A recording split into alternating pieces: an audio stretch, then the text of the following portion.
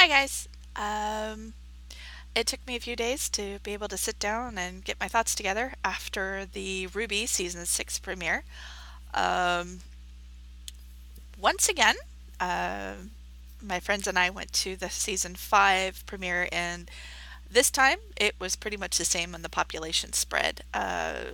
Mostly adults, small, like three or four teenagers. It was a nice, really nice environment. Um, they started us off with the last episode of season 5, kind of give us a refresher. This is what happened, and then they went into a bit about the changes that Rooster Teeth has gone through with, the design team and certain things that they're doing, changes that they're making in regards to how they're choosing to present special effects. I have to say, handling some of it, like the fire and stuff like that, on a composite level, they're going to 2D for that instead of 3D so that our focus is more on the actions of the characters more than like, ooh, pow, ooh, eek. So then they, aired episode 1 of season 6, and oh my god. uh, Team Ruby's back together. Definitely. Team Juniper, I am not sure what's going to happen with. Ren, Jean, and Nora, or lovely psycho Nora, is right now hanging with Team Ruby, as well as Oscar and Crow. Um, they're heading to Atlas, which, obviously Weiss is not very happy about, considering what she had to do to get back to the other side of the world so she could rejoin her teammates. There's going to be, I think, a bit of dramatic uh, healing going on, I think, between Blake and Yang. And of course, again, all of us are sitting here going, will you just freaking kiss her already? Um, there's a lot of heavy looks between the two. Yang has come a long way, I think, since the wounded girl that was taking refuge in her dad's cabin. She's grown a lot emotionally. She still has a lot of mommy issues to handle, but I'm not so sure what's going to happen between Blake and Yang as far as their friendship concerned, if there is going to be more between them, which a lot of us are thinking there may be, simply because of the, what was it, the dramatic tension that's going on between them. Um, so we'll have to wait and see. All four characters in Team RWBY have grown immensely. Uh, Ruby's not as innocent as she was in season 1, um, but she still has that childhood energy and that never say die attitude that I think is going to keep everybody going. Um,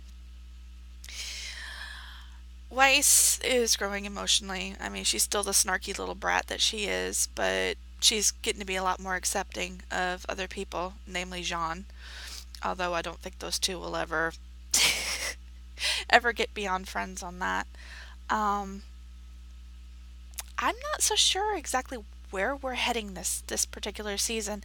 I know we're heading to Atlas. Ruby and Juniper have been separated. I don't want to give too much because I know the first episode's supposed to be given out on Rooster Teeth website this week. But so it'll be interesting. There's a specific artifact that they've got to get to safety, and Oscar and Ozpin, I'm gonna have to wait and see how that happens. Right now, I think Oscar's still pretty on the fence as far as the voice in his head. And isn't that a weird thing to say? Um, Crow's pretty much just, what am I gonna do with these kids? And I gotta, pretty much the weight of the world on his shoulders. As long as he doesn't hit the hip flask, we're good. Um, I'm not sure if we're gonna see more of Raven, Yang's mother. I would I would like to see a bit more of Summer Rose mentioned, Ruby's biological mother, and Yang's heart mother. Raven's going to be competing against a ghost if this continues with her attitude and everything that she's doing. So, still no more explanation on this hidden power that Ruby has because of her silver eyes. So, Hopefully, Ozpin will have more details on that and how to control it. Um, Battle scene on this episode, oh my lord. Let's put it this way, two scythes at the same time, along with, the rest of the team. It's amazing. It's absolutely amazing. So we were all cheering and shouting, and the people in the movie theaters, the theater screens next to us probably thought there was a group of maniacs in the room. It was fun. We were all laughing and cheering and just doing what fans do best. Supporting their show. If you haven't seen RWBY and you're watching this, go to roosterteeth.com.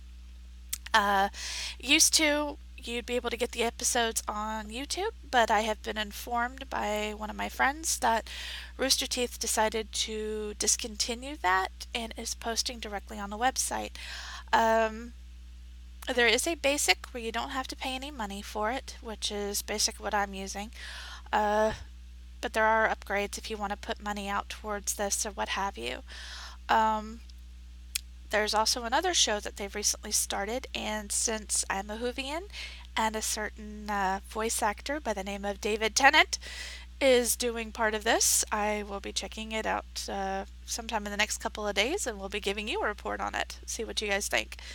So, yeah, definitely, if you haven't seen RWBY or haven't seen all of it, go to roosterteeth.com and check it out because granted, like I said, the first few seasons, the animation starts off rough and uh, it was kind of like we're not quite sure what we want to do with this. We're learning the programs, but Manium's vision, the world that he created, the stories, the telling, the acting behind it, it sucks you in. And it doesn't matter, just, you see the improvement from season to season. The teams are learning and not just the characters themselves, but the creation people behind it. And if you're into movies and you're into animation, it's a really good history lesson in seeing how a bunch of creators take a program and what they do with it. So, if you're not in it for content, take a look at it for that. Because, granted, I'm not technical. If I watch something, it's for the plot, it's for the actors, and the story has to pull me in. But as a non-techie person watching this, even I can see the growth. So it's definitely something you're going to want to check out. And let me know what you guys think of it. I am probably going to be posting season 6 reviews on my vlog channel here on YouTube. So if you're interested, follow it. Follow me because, like I said, I'm going to be all over the place in regards to what my content's going to be on. So, one last thing. Hayao Miyazaki. Apparently, there's going to be a thing because we all know that he retired a couple of years ago, and after some time, he figured out, hey, video animation's a bit different from um, standard traditional. So it's his journey there trying to reach the goal that he's been struggling to get to. And it looks like it's going to be interesting. So if you're into Studio Ghibli, Hayao Miyazaki, or as some of us call him, Miyazaki-sama, because he's utterly amazing, you might want to keep an eye out for that. Looked to be like it would be great. So I want to say thank you to Rooster Teeth for putting on the premiere. Thank you for Fathom Events for hosting it. And thank you to my dear friend for inviting me because I had a blast and I'm looking forward to this season. So I'll catch you guys later. Bye.